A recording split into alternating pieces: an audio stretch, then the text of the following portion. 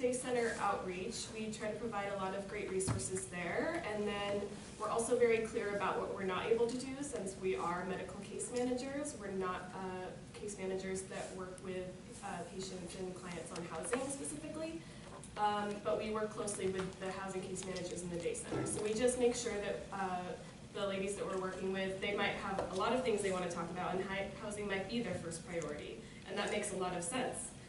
So what we do is we talk to them about, here's what we can do today, let's set up an appointment to talk more later if you want to work on this medical bill that you got that you shouldn't have been billed for example. But in the meantime, I want you to sign up for a walk-in with a housing case manager because it sounds like what you really want to do is work on your housing. So we work really closely with the other staff in the agency to provide a lot of access to their services, and so that's kind of how it works in the day center. And then what I've been doing with the residents is on a clinic day, I'll look at all the residents from both sites that have an appointment, and I'll provide friendly reminders of their appointments because no-shows are high even if someone's a resident and lives right upstairs. Because there are, again, a lot of competing priorities and a lot of things to do still, even when you're housed. So we work hard on making sure that women are reminded of their medical appointments, and then also support those higher needs clients during their appointments. We provide case management when the provider's having the conversation with them, if there's a diagnosis or if there's a patient who's had a hard time in the past interacting with the doctor. Maybe they're nervous or maybe they get upset, they get escalated. If there's a case manager there who has a relationship with them, we find that the visits are a lot more successful.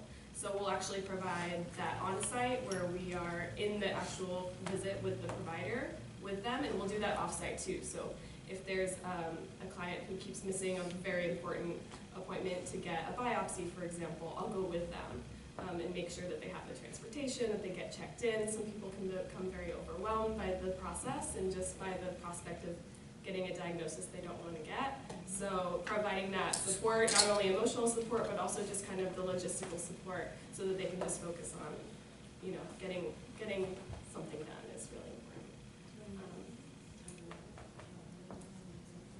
Sure. Yeah, so there's one specific client that I work with. Actually, it started, I guess, through our breast health program, which I run. It's a program that offers free mammograms, and I also follow up with the women who are diagnosed with breast cancer and work with them, or just have an abnormal mammogram but turn out to not have cancer.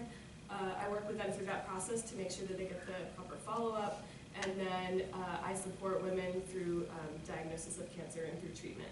So with this particular client, she's also a resident at one of our sites, and she was very, very upset, of course, to find out that she had 2 types of cancer and needed surgery and needed chemotherapy and radiation.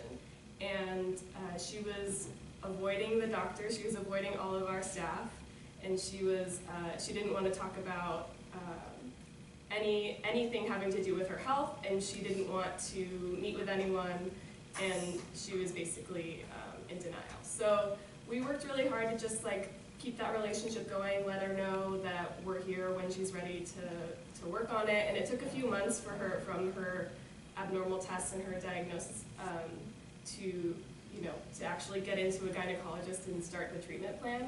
But she did get treatment, and she is right now, she finished chemotherapy, she's feeling very accomplished. We provided a lot of support along the way in the form of transportation, in the form of treats, lunch. She, just kind of talking to her about what she likes, and she said that she gets really cold, and so we got her pajamas when she went in for her surgery.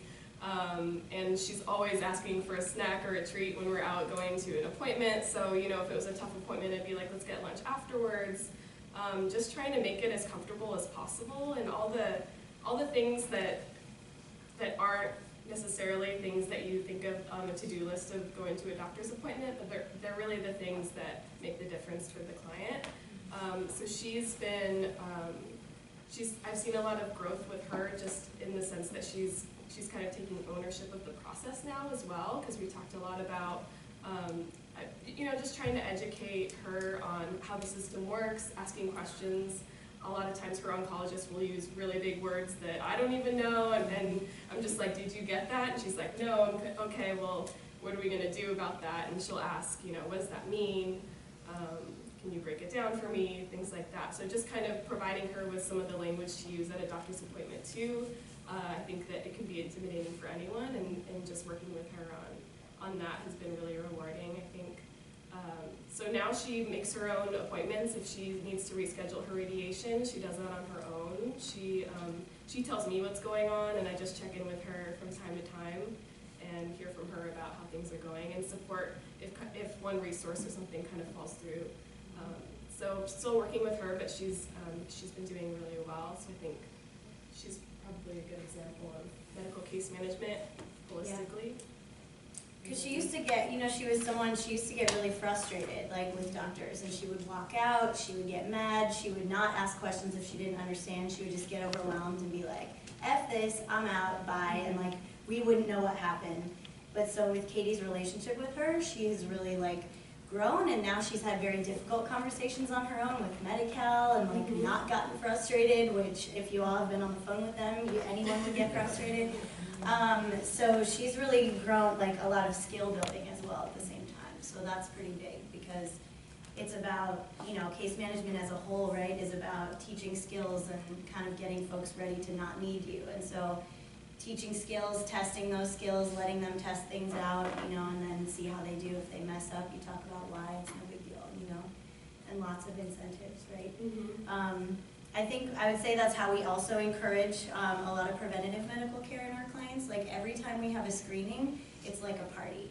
Like for our mammograms, there are snacks, there are balloons, it's a big deal. We want to make you feel fancy and special. We've had makeover days, we've had all kinds of that stuff. When you go get your vision screening, you get glasses, like that never happens. The foot screening gives out a new pair of shoes. Like we make sure we give people tangible things so that they feel like it's kind of a party. And shoot, if they're coming for the shoes, we don't care because your feet got checked. You know what I mean? Like, doesn't matter. We're getting the shoes for free. It's not a big deal.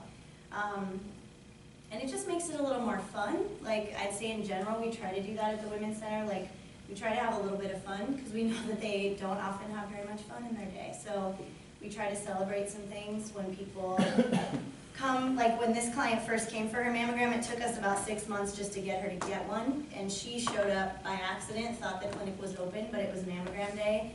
And we got her to get a mammogram because we were so psyched that we thought she was there for a mammogram and she wasn't. We were like, oh my God, you're here, like yelling, and she was just like, okay, and she kind of just got it because we were so enthusiastic. And then afterwards she was like, I was not even gonna get that, but you guys were so excited, and she didn't want to let us down, and I was like, great, because we found out she had cancer. Like we would never have known. And it was soon after that she came for follow-up that we found out she had an abnormal path that she had never followed up on. So like, like those little things can go a really long way, I think, celebrating and just getting like wildly enthusiastic when a client does something that seems really small.